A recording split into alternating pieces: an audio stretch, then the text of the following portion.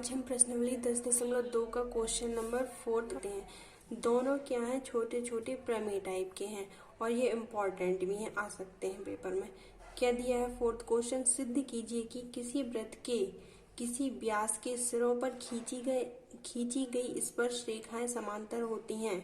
हमें बताना है कि एक वृत्त है, उसका एक व्यास है, उसके सिरों पर जो भी हम स्पर्श रेखाएं खींचेंगे वो क्या होंगी, समांतर होती हैं।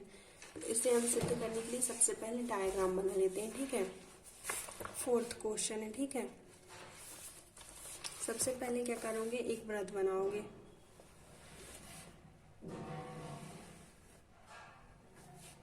वो केंद्र वाला हमने एक वृत्त बना लिया और उसमें क्या करना है, हमें बोल रहा है कि किसी वृत्त की किसी व्यास के सिरों पर खींची गई स्पर्श रेखाएं समांतर होती हैं। तो दो स्पर्श रेखाएं बना लो, एक ये हो गई और एक ये हो गई। ठीक है, इस वाली स्पर्श रेखा को हम नाम दे देते हैं AB और इस स्पर्श रेखा का नाम रख लेते हैं हम CD। ठीक है, और वृत्त का व्यास क्या होता है, केंद्र से होकर जाता है, तो हमने ये वृत्त का व्यास बना लिया। केंद्र का नाम हम दे देते हैं O।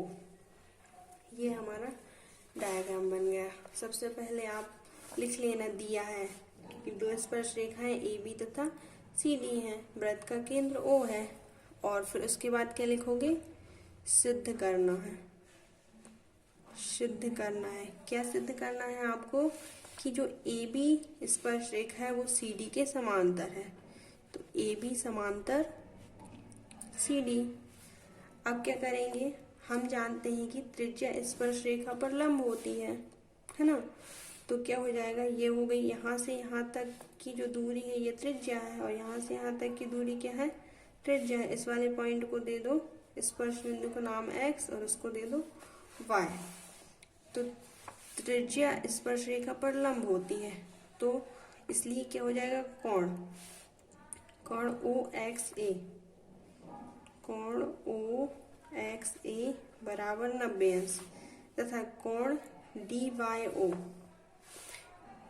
या इस साइड का ले रहे हैं हम ना, OXA बराबर 90 अंश हो गया और CYO, कोण CYO बराबर दोनों क्या हो जाएंगे, 90 अंश के। यहाँ कारण दे देना, क्या होता है कारण, त्रिज्या स्पर्श रेखा पर लंब होती है।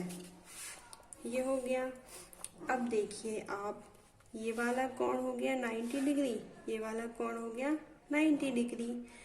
यदि एक ही ओर के दो आसन्न कोणों का योग 180 अंश हो जाता है, तो फिर जो जिन रेखाओं के बीच में वो कोण बन रहे हैं वो रेखाएं क्या हो जाएंगी, समांतर रेखाएं हो जाएंगी। तो हम देखते हैं इन दोनों को योग 180 अंश आ रहा है कि नहीं।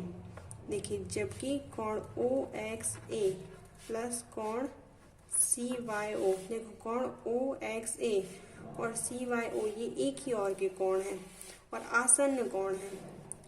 इसका मान कितना है, 90 डिग्री, और इसका मान भी 90 डिग्री है। टोटल आ गया 180 अंश। तो आसन्न कोणों का योग क्या हो गया, 80 अंश। तो हम लिखेंगे यहाँ पे, चूंकि एक ही ओर से अंतः अंदर की तरफ है ना, ये वाला कोण भी अंदर की तरफ है, ये वाला कोण भी अंदर की तरफ है, अंतः आसन्न कोण कैसे हैं, संपूरक है। जब भी कोणों का योग 180 अंश होता है तो वो संपूरक होते हैं, और अगर कोणों का योग 90 अंश होता है तो पूरक होते हैं। यहाँ पे दोनों कोणों का योग क्या आ रहा है, 180 अंश। इसका मतलब ये क्या है, संपूरक है। अगर संपूरक है मतलब दोनों कोणों का योग 180 अंश आ गया, अतः क्या हो जाएगा, AB व CD क्या हो जाएंगी, समांतर होंगी, समांतर। अतः AB व CD समांतर होंगे। ठीक है, प्रूव हो गया, PROVD प्रूव।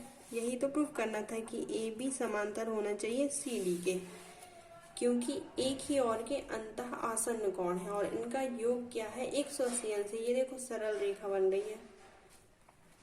हो गया प्रूफ। अब हम नेक्स्ट क्वेश्चन देख लेते हैं। नेक्स्ट वाला क्या है हमारा, क्वेश्चन नंबर 5। सिद्ध कीजिए कि स्पर्श बिंदु से स्पर्श रेखा पर खींचा गया लंब वृत्त के केंद्र से होकर जाता है। हमें सिद्ध करना है कि एक, सबसे पहले हम इसका डायग्राम बना लेते हैं 5th वाले का, ठीक है। 5th क्वेश्चन, सबसे पहले आपको क्या बनाना होगा, एक वृत्त, ओ केंद्र वाला वृत्त बना लो। ये हमारा बन गया वृत्त जिसका केंद्र है ओ, वृत्त हो गया ओ। और एक हम क्या बना लेते हैं, स्पर्श रेखा। स्पर्श रेखा हमने बना ली है ए बी, ठीक है।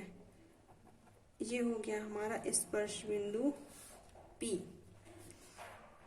अब हमारा जो क्वेश्चन बोल रहा है वो बोल रहा है कि सिद्ध कीजिए कि स्पर्श बिंदु से स्पर्श रेखा पर खींचा गया लंब, जो ये हो स्पर्श बिंदु, स्पर्श बिंदु से स्पर्श रेखा पर हम एक लंब बना लेते हैं, ठीक है। ऐसा हमने एक ये लंब बना लिया। क्वेश्चन बोल रहा है इसलिए बना रहे हैं, ये हमने बना लिया, इसको नाम दे दे पी क्यू। पी क्यू स्पर्श बिंदु से स्पर्श रेखा पर हमने ये लंब बना लिया। लंब बना लिया तो ये कितने अंश का हो जाएगा, 90 अंश का, ठीक है। अब हमने पूरा क्वेश्चन में पढ़ पढ़ के डायग्राम बना लिया है। अब हम इसको क्या करते हैं, सिद्ध करते हैं, ठीक है। सबसे पहले आप क्या करोगे, अब देखिए ये केंद्र O है और ये परिधि का बिंदु है, तो ये क्या हो जाएगी हमारी त्रिज्या। यहाँ से यहाँ तक की दूरी क्या है हमारी 8 सेंटीमीटर। ये O केंद्र है और ये परिधि का बिंदु है, तो ये हो गई हमारी OP, क्या हो गई त्रिज्या। सबसे पहले हमको क्या करना होता है, दिया है जो जो दिया है क्वेश्चन में वो लिख लो।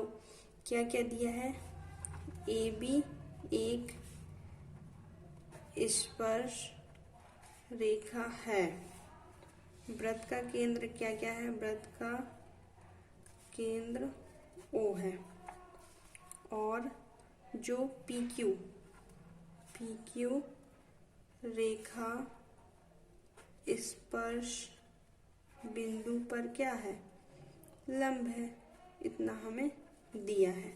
ओ PQ रेखा स्पर्श बिंदु पर लंब है, तो कोण P बराबर क्या हो जाएगा, 90 डिग्री।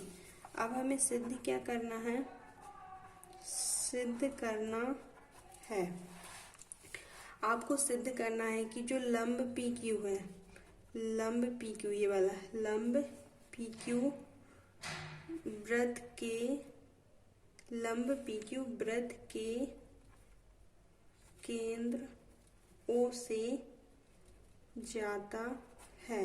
जो लंब PQ है वृत्त के केंद्र, ये जो PQ है वो वृत्त के केंद्र O से होकर जाता है, ये आपको सिद्ध करना है। हम क्या जानते हैं, प्रमेय प्रमेय नहीं, इसमें तो देखो ये जो कोण P है, कोण P बराबर 90 डिग्री, ये तो हमको दिया है, तो आप सबसे पहले क्या लिख लोगे, कोण P बराबर 90 डिग्री। कोण P अगर 90 डिग्री है तो PQ लंब है AB के, ये लिख सकते हैं हम, है ना।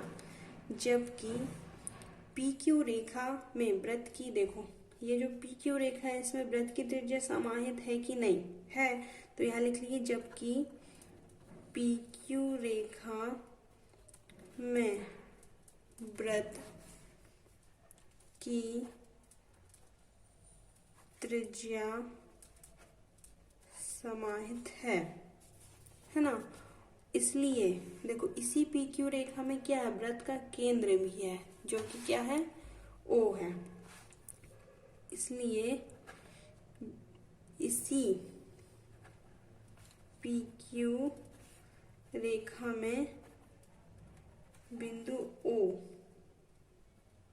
समाहित है, और O क्या है, वृत्त का केंद्र है। और हमें क्या सिद्ध करना था कि लंब PQ वृत्त के केंद्र O से जाता है, अतः क्या लिख देंगे, देखो PQ रेखा में वृत्त की त्रिज्या समाहित है और इसी PQ रेखा में बिंदु O समाहित है जो कि क्या है, वृत्त का केंद्र है।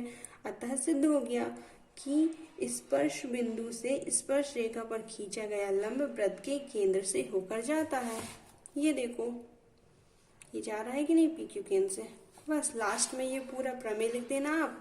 अतः स्पर्श बिंदु से स्पर्श रेखा पर खींचा गया लंब वृत्त के केंद्र से होकर जाता है, और लास्ट में लिख देना प्रूव्ड, या लिख देना सिद्ध हुआ। लाइक कीजिए अगर आपको वीडियो अच्छी लगी हो तो सब्सक्राइब कीजिए और बेल आइकन को ज़रूर दबाएं ताकि आपको आने वाले न्यू वीडियोस का नोटिफिकेशन मिलता रहे। वीडियो को दोस्तों के साथ शेयर करना ना भूलें।